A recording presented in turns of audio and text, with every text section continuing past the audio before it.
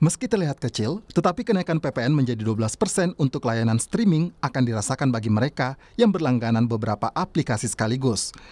Bimo misalnya, pemuda yang bekerja sebagai event planner ini memiliki hobi untuk nonton film. Bimo berlangganan hampir semua aplikasi streaming film, termasuk aplikasi musik, untuk referensi pekerjaannya. Menurut Bimo, kenaikan PPN akan berdampak pada pengeluarannya. Mungkin kenaikannya kalau dilihat dari satu platform tuh tidak begitu signifikan gitu. Tapi ketika punya banyak platform itu cukup terasa gitu. Apalagi kalau kita hitung, kita kalkulasiin dalam waktu 1 tahun gitu. Biasanya kita langganan dalam 1 tahun kan gitu. Kenaikannya ketika diakumulasi tuh cukup terasa banget. Di media sosial, penolakan PPN 12% juga disuarakan oleh warganet. Kami kutip dari laman change.org, petisi meminta pemerintah membatalkan kenaikan PPN 12% telah mencapai 121.000 tanda tangan pada pukul 4.30 sore tadi. Jumlah warga yang menolak kenaikan PPN 12% naik signifikan dari sehari sebelumnya yang baru ditandatangani 42.000 lebih. Tidak hanya penolakan di media sosial, warga juga berunjuk rasa di seberang Istana Merdeka menyampaikan petisi menolak kenaikan PPN 12%. Inisiator petisi meminta pemerintah membatalkan kenaikan PPN 12%. Beberapa dari mereka diminta untuk masuk ke Sekretariat Negara menyampaikan tuntutannya didampingi petugas keamanan. Koordinator aksi menyebut bahwa ada upaya untuk meredam kenaikan PPN 12% dan dibuat tidak begitu hebat, seolah biasa saja. Dari barang warga ngelihat bahwa memang ada upaya-upaya buat mereduksi kenaikan PPN ini tidak sebegitu hebatnya, dibuat seolah-olah biasa-biasa aja, dibenturkan dengan narasi hanya untuk barang mewah, padahal kita tahu ada yang namanya pajak barang mewah, ya kan? Kenapa PPN yang dinaikin? Itu juga sangat aneh gitu, itu kita nggak dapat jawaban itu apa gitu sih. Iya, harus dibatalkan karena dampaknya sangat luas gitu ya. Saya nggak perlu mention satu lagi, udah banyak ahli yang ngomong juga, dan ya harusnya didengarkan ya, harapannya ya itu doang sih. Ketua Umum PP Muhammadiyah Haidar Nasir juga meminta pemerintah mengkaji ulang kenaikan PPN menjadi 12%. Haidar meminta setiap kebijakan yang dirumuskan harus berlandaskan keadilan sosial. Maka mungkin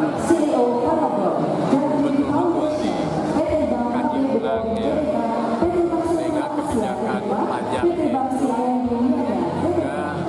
ya memperhatikan aspek keadilan. Menteri Keuangan Sri Mulyani menyebut PPN 12% akan dikenakan untuk barang-barang mewah atau premium seperti bahan pangan premium serta jasa pendidikan dan kesehatan premium.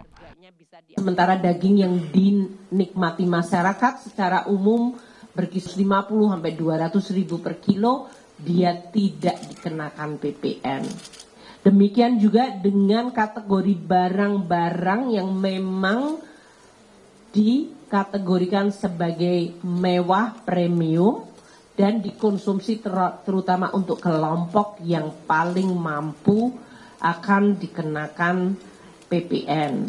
Jasa pendidikan yang premium yang dalam hal ini pembayaran uang sekolahnya bisa mencapai ratusan juta, kesehatan yang premium, dan PPN untuk pelanggan listrik 3.500 hingga 6.600 VA dikenakan PPN. Bank Indonesia memperkirakan kenaikan PPN menjadi 12% tidak akan berdampak besar pada laju inflasi tahun 2025. Meski diperkirakan akan menyumbang inflasi sekitar 0,2%, menurut Bank Indonesia angka ini tidak besar karena masih sesuai sasaran. Berdasarkan historisnya sekitar 50%-an yang di-pass-through. Nah, hitungannya ini mengakibatkan sekitar penambahan inflasi 0,2%. Tetapi apakah ini besar? Jawabannya tidak. Karena hasil perhitungan kami dari proyeksinya dia sekitar sedikit di atas dari 2,5 plus minus 1% dari target inflasi kita di 2025. Kenapa itu bisa terjadi? Karena jangan lupa juga ada faktor-faktor lain yang mempengaruhi kan. Nah, bagaimana dampaknya kalau kepada PDB? Kalau hitungannya langsung juga nggak terlalu besar, sekitar 0,02 sampai 0,03. Tetapi sekali lagi kita jangan hanya menghitung seperti itu. Saat ini pemerintah tengah menyusun kriteria barang-barang yang akan dikenakan kenaikan PPN 12%. Tim Liputan, Kompas TV.